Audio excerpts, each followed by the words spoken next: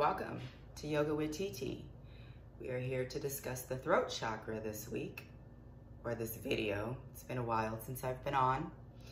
I am looking at notes, so my eyes will tend to wander off here and there, just to let you know. But yes, we are on the throat chakra, which is known as Vasahara in Sanskrit, which I may be saying that incorrectly, but it's the best Sanskrit that I got here. So Vasahara stands for pure or free of vice. It's represented by a 16 petal blue lotus.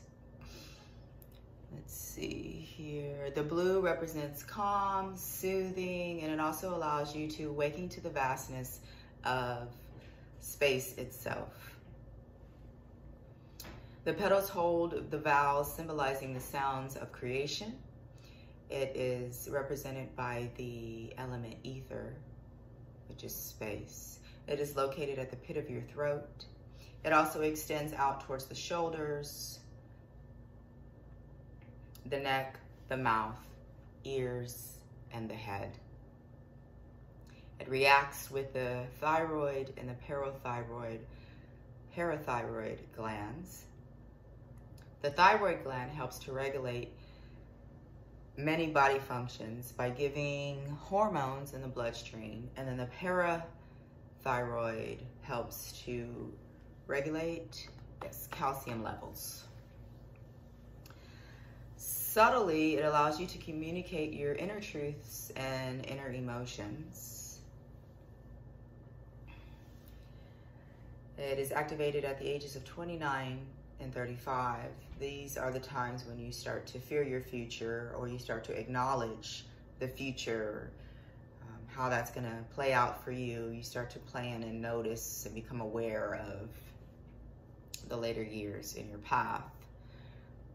Let's see. If it's unbalanced emotionally, you may start to experience doubt, negative talk, negative thought, unable to express things clearly due to fear of ridicule or judgment. Let's see, difficult to express and rationalize your truth in the world. Also could be hard accepting the truth on some situations. Physically, if it's unbalanced, you may experience thyroid issues. You may also experience sore throats, ear infections, neck and shoulder pain, or dental issues. To help balance out the throat chakra, you can journal. That helps you to express your truth and inner feelings in writing rather than sound.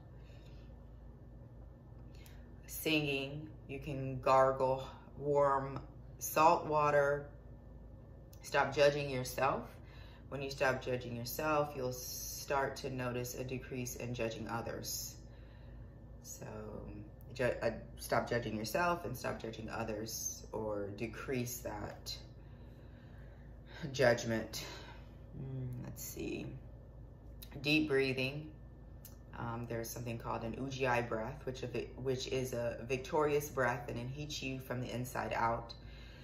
It's a nice inhale through the nose, and then as you exhale, it's a partial closure in your throat, making the H sound or the ocean sound. This helps to balance your throat chakra as well. There are other breathing techniques that can be found online, on Google. All this information is listed online and on Google. Let's see what else. Also, to help balance your throat chakra, you can also do asanas with throat openers. Let's see, or postures in your yoga practice. Oils to help balance out your throat chakra are Roman chamomile, peppermint, cypress, juniper, and sandalwood. Crystals to help balance out your throat chakra are lapis lazuli. I think I pronounced that right. If I didn't, I probably didn't, but you know what I'm saying. Aquamarine, sodalite, and turquoise, or really any other crystal that has some sort of essence of blue in it which will help to balance out the throat chakra. Also, you can have a crystal, a blue crystal on a necklace to kind of hang above the throat, or it can hang between the heart chakra and the throat chakra, which will help also to balance that area out. Also meditation, you know, chanting, all those sorts of things can also help to balance out the throat chakra. We're going to go ahead and move into the yoga practice with some throat openers and also some throat closures as well to help with that energy lock that we have in our throat, which is known as a bandha. And I will see you soon for the yoga practice. Thank you for staying for the yoga practice. We will work on some throat openers, maybe some heart openers as well. Please be aware of the lower part of your spine as you move through your practice. Listen to your body. Also, please consult a doctor before practicing any of these asanas. Okay, we'll go ahead and get started. So we'll start in a nice seated position. If you notice that your knees are higher than your hips, you can sit on a bolster, a blanket, a block, which will bring your pelvis up and tilt it slightly forward to help find some comfort in your seated pose. Now that you're here, you can start to find a nice neutral spine. Start to try and stack your heart over your pelvis and your head over your heart. Start to become aware of your breath and start to notice your inhales and exhales.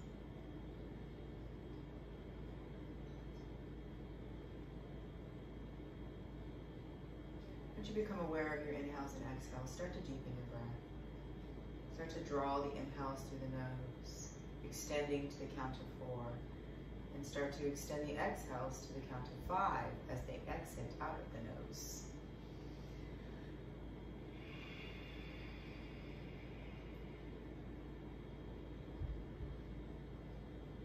Once you have your nice long yogi breath, you can start to slowly go for some nice neck circles.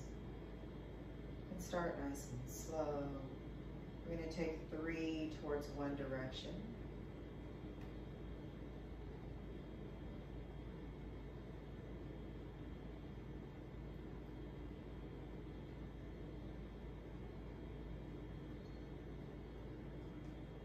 Keep that awareness towards your breath still. And we'll go for 3 in the opposite direction.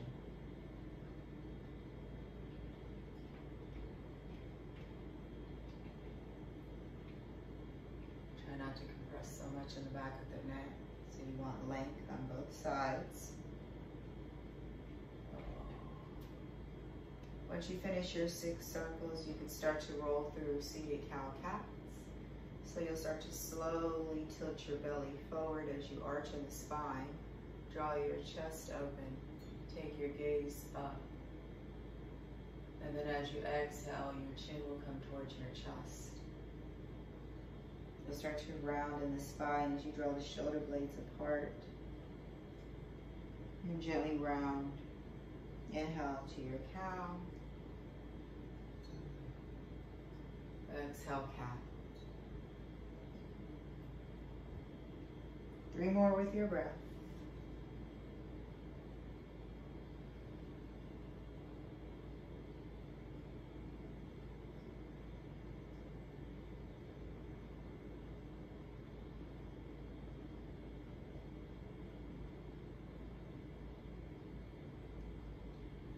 And that last one, you can come to a nice neutral spine. You can start to find a tabletop position. So we'll come onto our hands and our knees.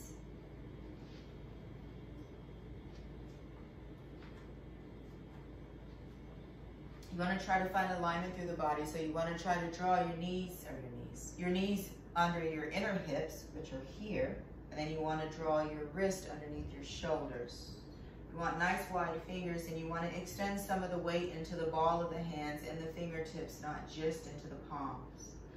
You want to make sure you're not arching in the spine here and just slouching in the shoulders. You want to really press the mat away from you. Draw the shoulder blades apart.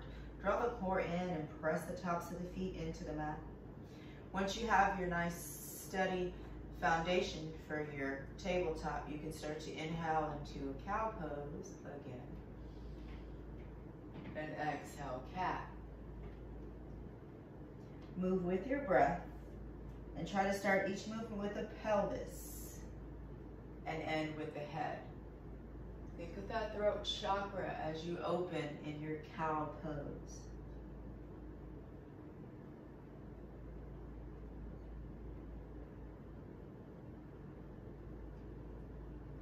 Three more breaths, or 3 more movements.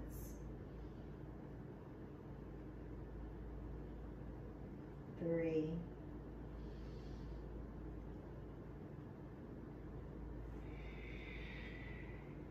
2,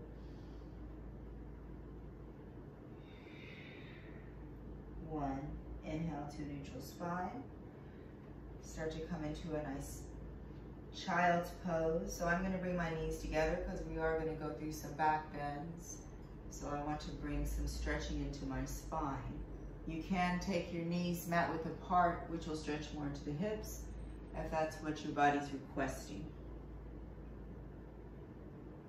You want to start to draw your chest and your third eye towards the mat. Start to really press the mat away from you. Draw your fingertips towards the top of the mat.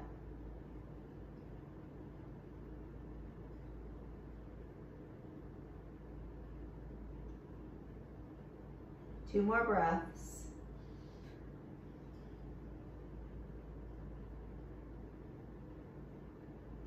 Now when you get to that third inhale, you're going to start to walk your fingers more towards the top.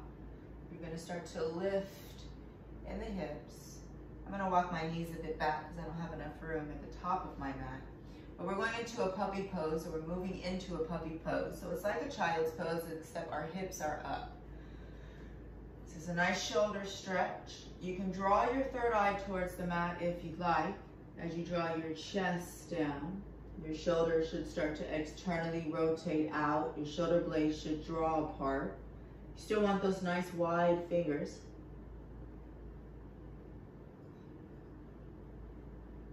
You really want to find a throat opener here for your throat chakra. If the spine allows it, you can start to draw your chin towards the mat.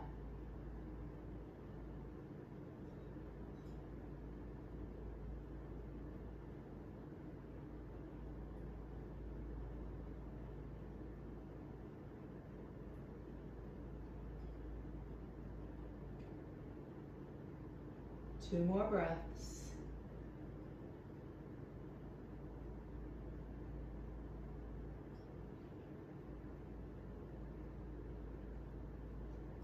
On that third inhale, you can gently start to lift. You can start to come down onto your belly.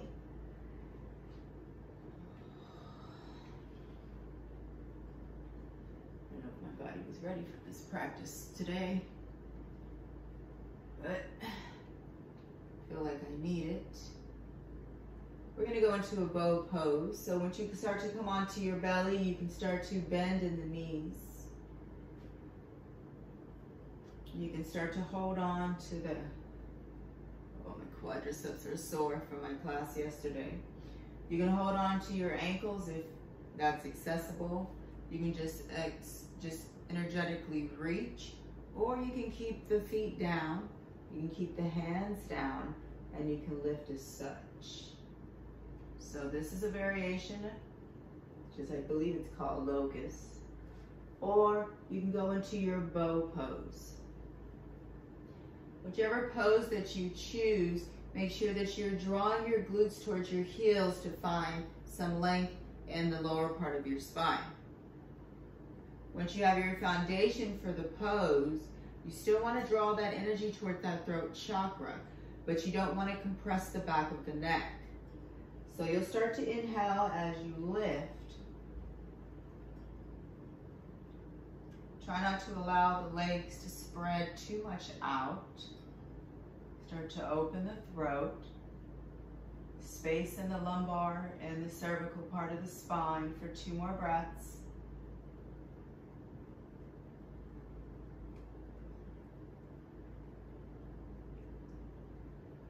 You get to that third inhale, you can gently start to lower. You can bring your hands underneath your forehead and then just tick-tock your legs back and forth.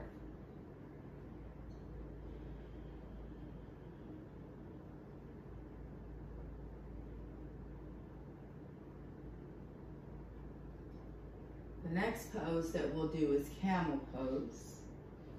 Now you want to make sure as you're moving through these poses that your jaw is nice and soft and the tongue is resting in the space of your mouth. So keep that awareness there. I didn't bring my blocks, but if you do need a modification for your camel, you're welcome to have 2 blocks on the highest level, or even books, nice big books. Make sure they're nice and sturdy, and as you lean back, you can hold on to your books or your blocks. You can also come on to the tops of the feet. I think we may do 2 camels. No, we'll go through 1. No, we can do 2. I can do it. Okay. So you want to make sure that your knees are inner hip width apart, and you can feel those hip bones. Draw your fingers down. That's where your knees need to land. As you go through the pose, make sure the hips don't go back. My hips go back when I first get into the pose, and then I draw them forward. But just keep aware of where the hips are. If they're too back while you're in the pose, I would modify the pose when needed. So you are welcome to maybe go into a reverse prayer. You can have your hands on the lumbar part of the spine to kind of guide. That's the way I'm going to do my first one. You want to try to draw the elbows nice and close together so you can have space here in your collarbone. You want a nice open throat. So when you're ready, you can inhale as you lengthen in the spine as if you're going over a high jump. I think there's those bars and they jump up over the bar. I think I'm going through it like that. So with your inhale, you'll lift, and with your exhale, you'll start to bend. 2 breaths.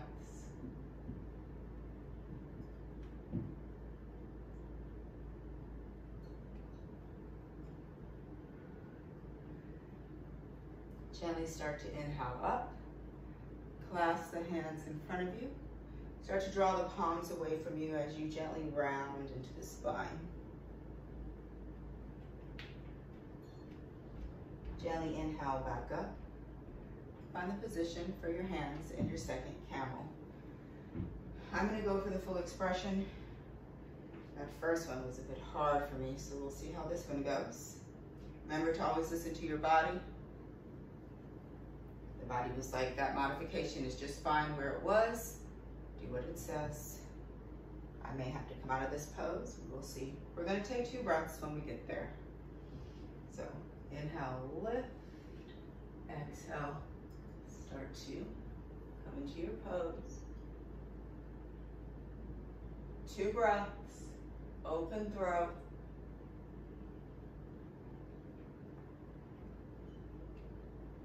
Next inhale, gently come up. Exhale, child's pose. Ooh, I got a nice pop in my back with that one.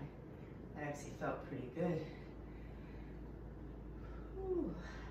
Again, I'm doing my knees together to get a nice stretch in my spine, since that's what we were stretching in our back bends, but you're always welcome to go for the wide knees if you need.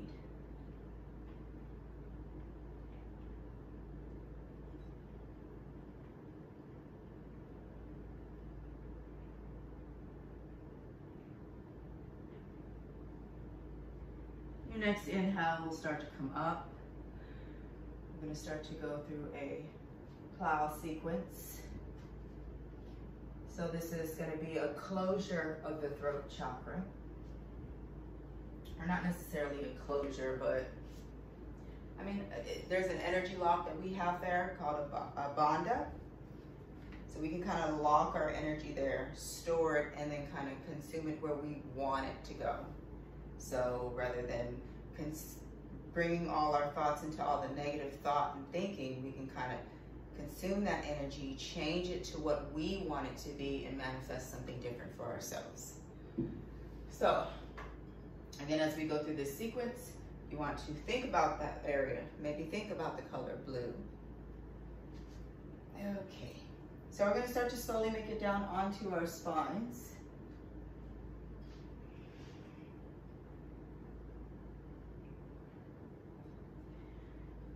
Now, the modification for these poses is legs up the wall.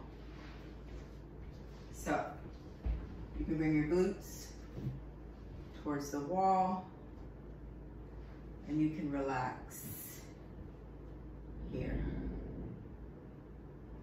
This works into the sensory nerves. You may place something heavy on the feet to allow a little bit of weight. If you like, make sure it's nice and steady if you do. I know they have sandbags to kind of do things like that. Okay, I'm getting a little bit comfortable. I need to go through this sequence. Okay, so that's your first modification. Second modification is not using the wall and just staying here with your legs up.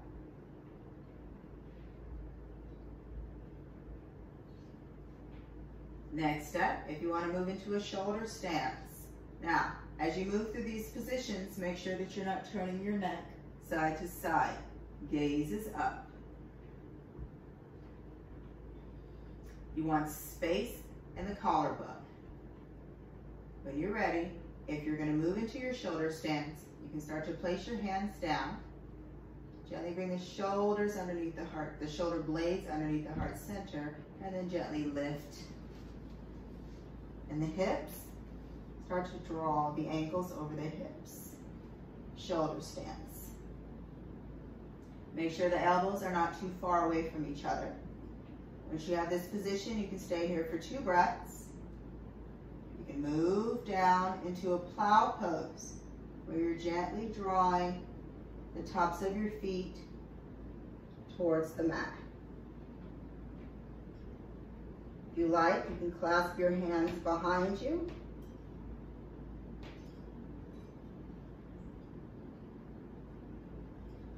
You can stay there, or you can start to open, coming into ear pressure pose. 2 breaths.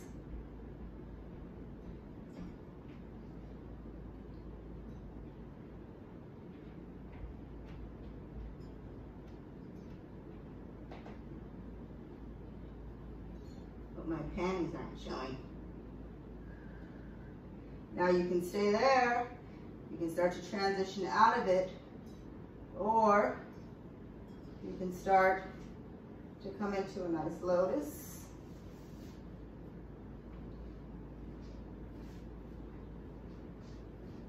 And stay here for 2 breaths.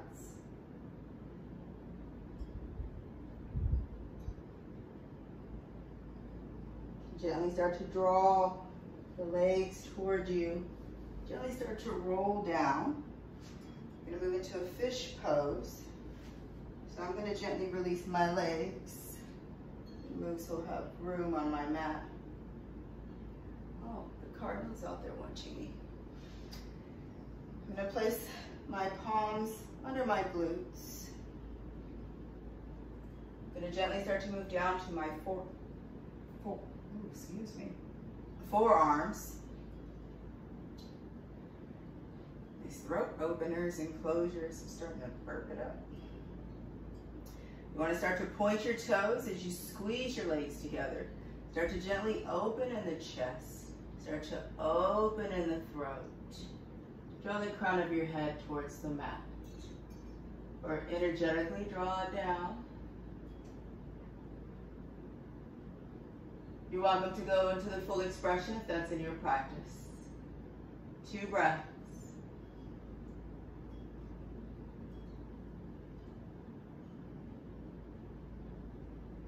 Next, inhale, gently lift. Bring that chin towards your chest. Start to bring the elbows out. Gently start to make it down onto your spine. Start to allow the heels to come mat width apart. Shoulder blades under heart center. Palms shine up. Moving to that involuntary breath. I would suggest laying here for about 10 to 15 minutes for your Savasana. I appreciate you joining me, and I will see you in the next video. Namaste.